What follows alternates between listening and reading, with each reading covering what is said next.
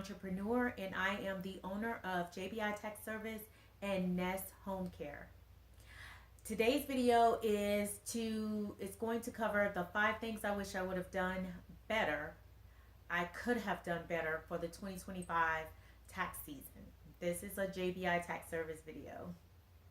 So, for many of my followers and family and friends know that I've served in the military for 23 years. And in 2024, I was deployed out of the country, and I decided to close my storefront. It was right after the 2023 tax season. So for 2024, I closed my storefront. I deployed out of the country and did not do taxes, the 2024 taxes in 2025. On my way back from deployment, while I was on deployment, I tore my ACL. And on my way back, I had to have ACL reconstructive surgery on my knee, and that put me on a med hold in Virginia, which delayed my return to Florida for the 2025 tax season. Now, I want to tell you, for 2024's tax season, I did not do any taxes. I was out of the country, I was serving, and though it was hard to leave, I did it, and was glad to be back into the country, and felt honored for everything that I've done. But now it was back to doing what I was passionate about, my second passion, which is actually doing taxes. It's very difficult. I think people are not aware of how hard it is when you are a small business owner and you are trying to protect your brand or grow your brand and your name and your reputation out there. It's very difficult. I could do taxes in my home and that wouldn't be an issue, but I want to be known internationally. Like, I want hey, I can do taxes throughout the 50 states. I am that good. I'm confident in it. I want to have a team with me. So as I was transitioning back into the tax field, the 2 employees that I did have working with me at my storefront were no longer available. By now, I have been gone for a year and a half, away from my home, away from family, away from the tax business. But I wanted to get in contact with some of my clientele and really get back into doing taxes. So I set up everything. I purchased my software.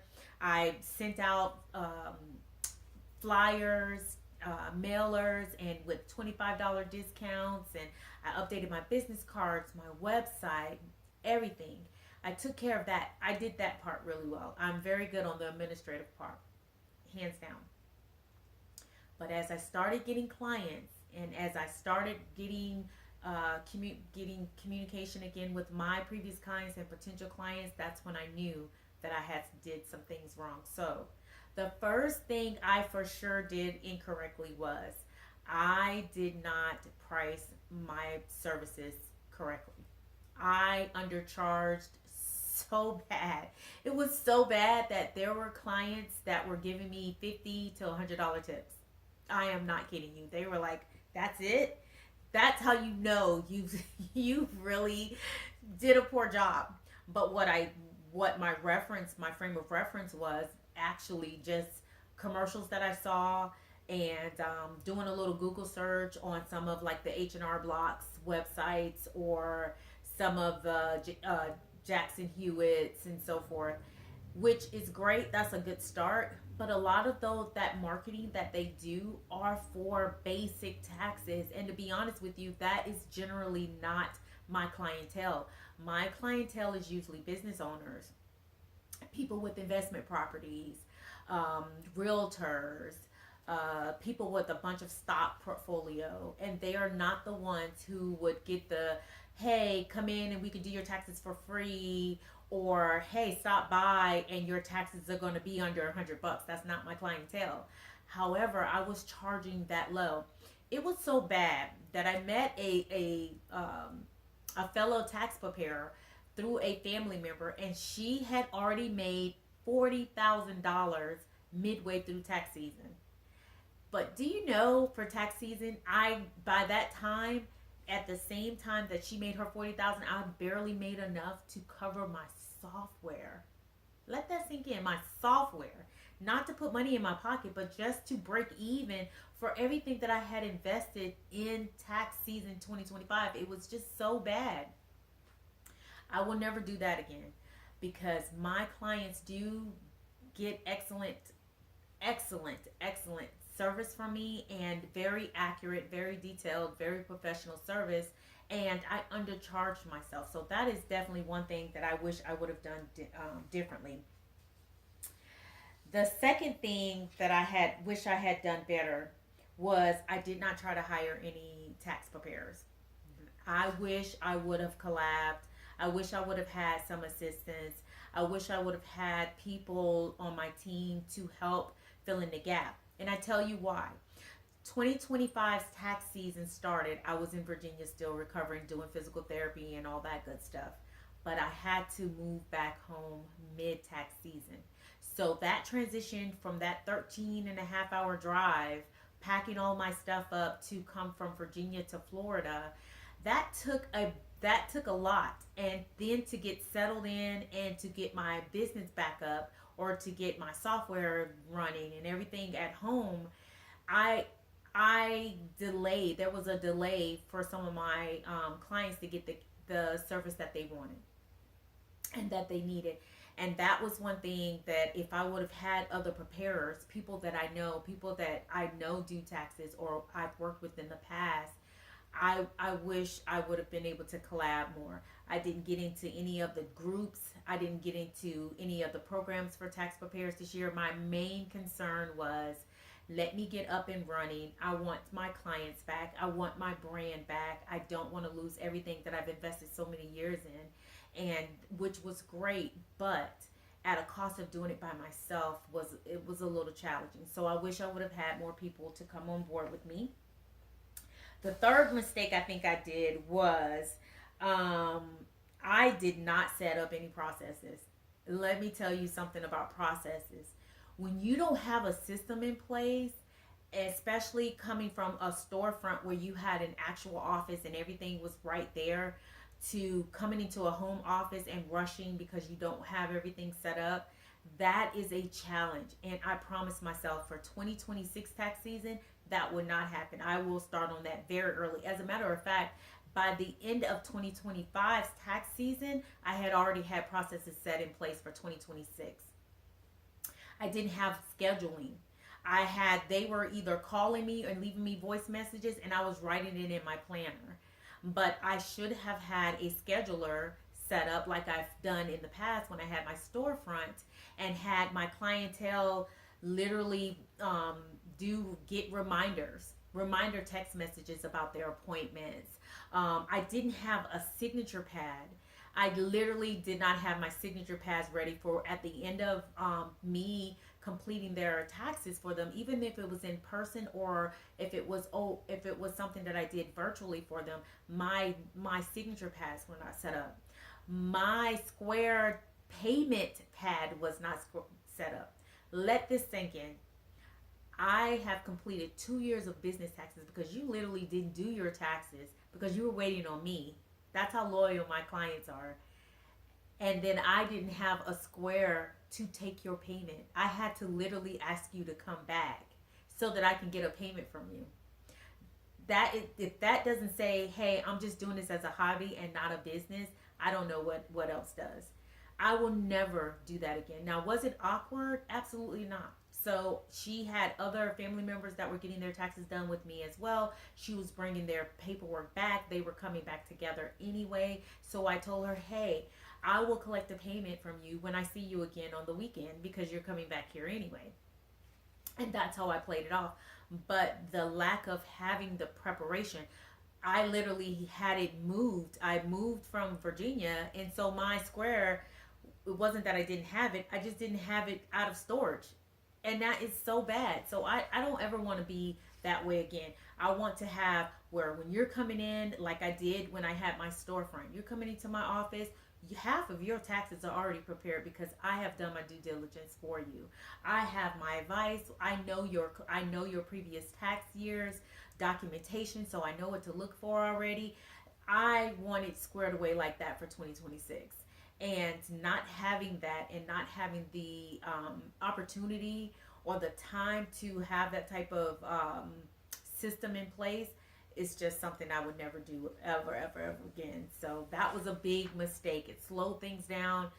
It made it confusing a little bit for the clients, and you don't want to ever come off looking unprofessional or like inadequate when you're doing taxes. So that's one thing I wish I would have done better.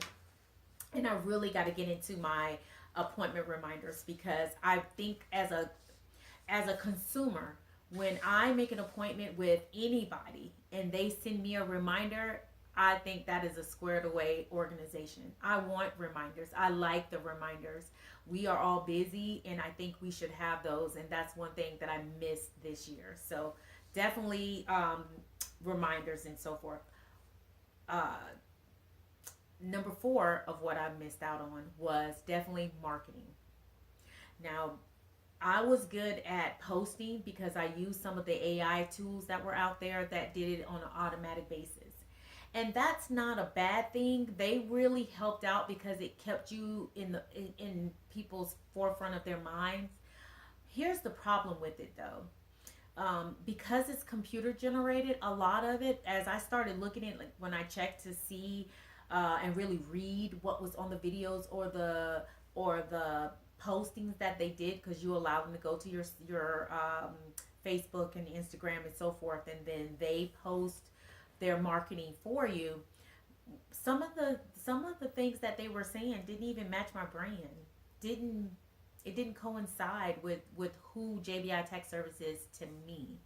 And because of that, they gave me the opportunity to check before it posted, and I was so busy. I was so busy by myself, answering returning calls, scheduling appointments, trying to move, trying to set up processes, trying to pack, all kind of stuff, and I did not do well on branding. And another thing with branding is the way technology is and videos are today in today's society. You have to be in front of the camera. And that is something that I'm just not comfortable with. I don't like being in front of the camera. Let me just tell you, that is not my thing. But I want you to know me, and I want you to trust me, and I want you to understand the effort and the hours and the sacrifice and the dedication that I put into my companies. And I want you to know that as the CEO, the owner and CEO, the decisions that I make and the things that I do for my company is because I do it with excellence. And being in front of the camera, my videos aren't going to be perfect, but they're going to be mine, and I'm going to own them, and I am going to get to know you, and you get to know me, and understand, hey, she's really serious about it. She knows her stuff. I have a wealth of knowledge, and I think I did one video for 2025, and that sounds sad. So marketing and understanding, and that's another thing. So when I did have those, I did Rosie AI, and I did a couple of others that I'll put down in the caption. They were good, but I didn't even go back and look at the algorithms. Did anyone like them? Did anyone share them? Did they? How many people in the audience did they actually reach? Did they go anywhere? That's one thing that is important, because I paid for that. It wasn't free. Nothing's free. Nothing's free. And so the fact that I allowed that through the whole tax season and didn't take the moment to, hey, let me turn this off because that didn't work. And as a matter of fact, I don't like the way it looks. I don't like the brand. I didn't do that. And I will not do that for 2026. The fifth thing, and the last thing I'm gonna tell you that I wish I would have done better is I wish I would have asked for more Google reviews. Let me tell you something.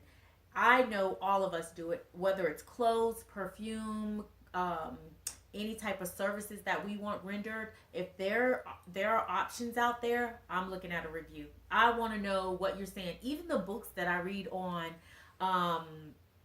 Audibles, if it's something about, let's say if it's something about healthcare or fitness, and it's something that I really am interested in, I am going to absolutely look at the reviews, because there are so many options out there and no one wants to waste their time on poor service or poor quality of products at all. And I am that person included. Well, here's the problem with that. I know I did damn good work. I did. I did great work. I provide great service. I work hours because I have a it's not a professionalist, it's not a perfectionist type deal. It's more of a, I love numbers and I like things to match on my numbers. I want my stuff locked down and squared away. Blame it on my military career, blame it on my MBA. I don't know what it is, but I love doing taxes and I want my stuff squared away. And when I present your product back to you, I want to be able to explain how I came up with my numbers. I want you to understand what you could do better to save on your taxes, because I'm all about saving. I'm all about getting you not only the best refund, but also saving you money when it comes to the what you spend, what you're giving to the IRS and to the government. So if I'm not going to charge you hundreds and hundreds of dollars like everybody else, at least the least I could have done was said, well, can you give me a review? Hey, on, even if it's just afterwards, if I can send a text message, thank you for, trusting me with your taxes. I would love a review from you. There are QR codes. They can just send us QR code, put it on the receipt. It's so easy to ask. And yet I did not do that. I think I got one or two new reviews for 2025. And that was because I asked well after the tax season, that I felt comfortable enough to talk to the people to say, hey, do you mind doing me a favor? Because I'm trying to really expand my business and I would like a review, please. That's crazy. I should, feel comfortable enough to say I've provided that. But also, I want to get to the point where my clients literally say, she was so darn good, I'm going to leave her a Google review.